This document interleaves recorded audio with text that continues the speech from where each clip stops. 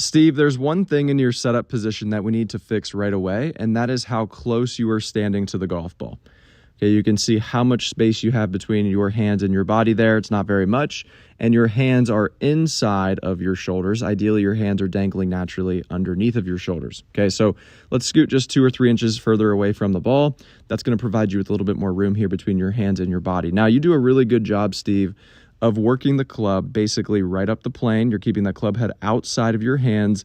Halfway back, the shaft is looking slightly steep inside of the golf ball. That is a better way to air. And then from there, you're going to get up to a pretty solid top position where your lead arm matches shoulder plane.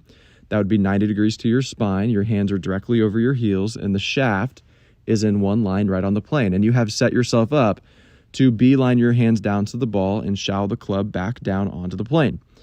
Okay, so that's how easy shallowing can become, providing that we do the proper things in the proper order. Now you're shallow. You have the permission to release the club down the plane, Steve, and rotate around the arc and really control that club face, hit a nice little stock shot draw or fade, whatever you want to hit.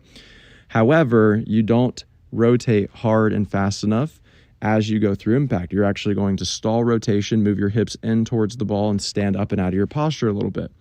That's going to dump the club underneath of the plane, and you're going to have to throw this trail arm and trail hand.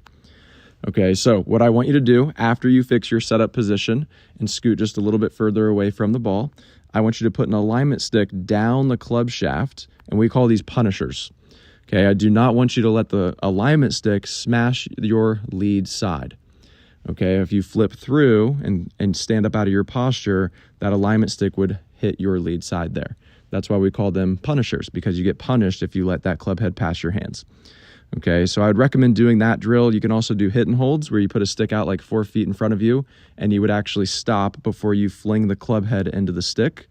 That'll also teach you how to stay in your posture, release all of the energy down onto the golf ball, and control that club face through.